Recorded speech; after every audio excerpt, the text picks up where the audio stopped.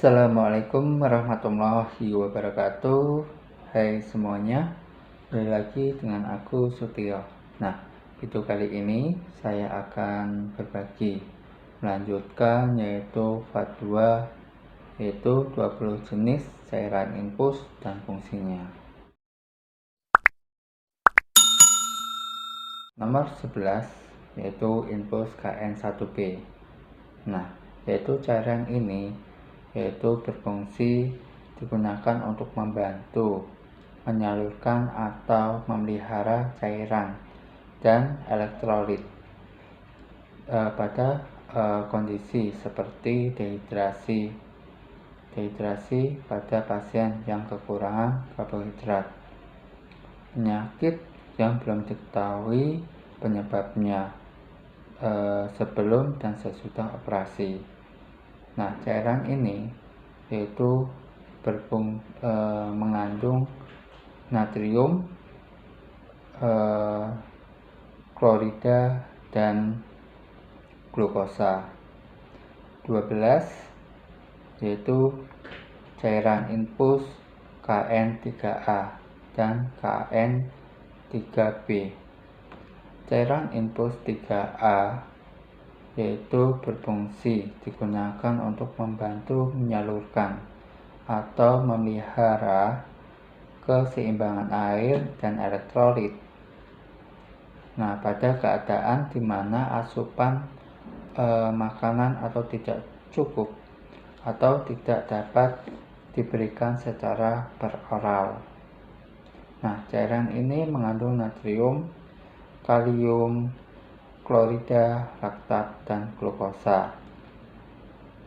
Nah, selanjutnya yaitu cairan infus KN3B, di mana cairan ini yaitu berfungsi digunakan untuk membantu proses penyembuhan bermacam-macam infeksi bakteri seperti yaitu infeksi saluran kemih, yaitu saluran pernapasan, serta berguna dan bermanfaat untuk memenuhi kebutuhan vitamin, terus mineral, dan pada tubuh pasien. Ke-13 yaitu infus KN4A dan KN4B, di mana cairan infus KN4A yaitu cairan ini berfungsi digunakan untuk pasien bayi dan balita yang memiliki kandungan zat aktif yaitu natrium, klorida, laktat, dan glukosa. Nah, zat aktif ini memiliki kinerja untuk menggantikan cairan tubuh yang hilang karena suatu penyakit, dan cairan ini juga sebagai pengganti asupan makanan tambahan. Selanjutnya cairan infus KN4B. Cairan ini berfungsi digunakan untuk memelihara keseimbangan elektrolit dan air dalam kondisi seseorang memperoleh asupan makanan yang tidak cukup dan tidak bisa mengkonsumsi makanan. Selanjutnya yaitu 14 infus KNMG3.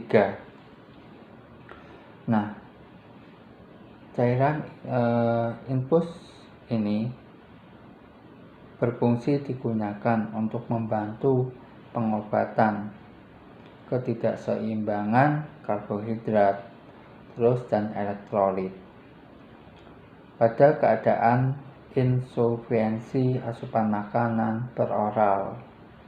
Nah, prosedur pembedahan neonatologi yaitu dan asidosis diabetikum.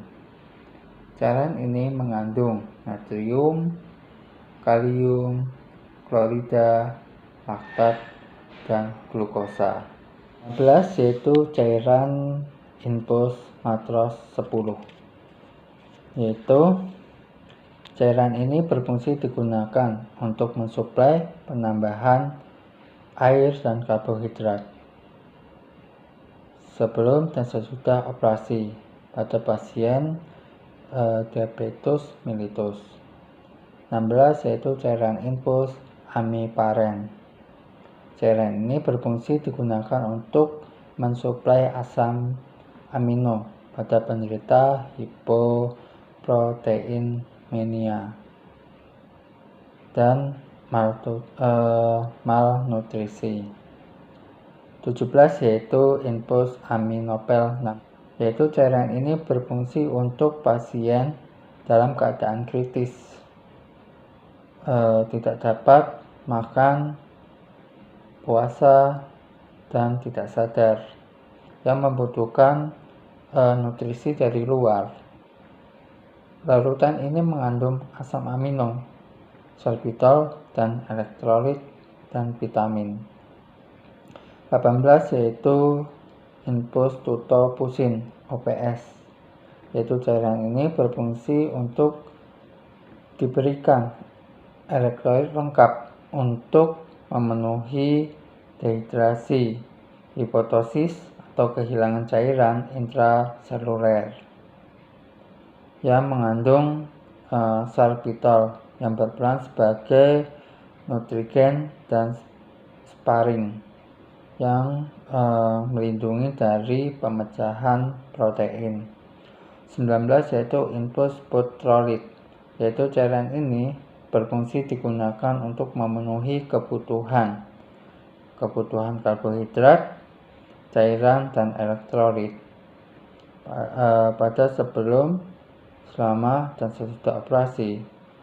Nah, cairan ini mengandung natrium, kalium, magnesium, natrium, klorin, dan asesat. 20 yaitu cairan infus hidromal. Nah, cairan ini berfungsi untuk perawatan kekurangan kalium, tetanin hipokalsemik, dan pemanis produk rendah kalori.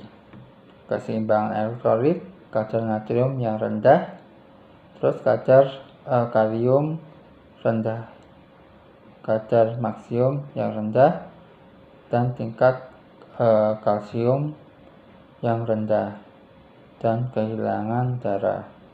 Nah, itu jenis-jenis cairan dan fungsinya. Semoga video kali ini dapat menambah wawasan untuk kita semua. Sekian dari saya. Assalamualaikum warahmatullahi wabarakatuh.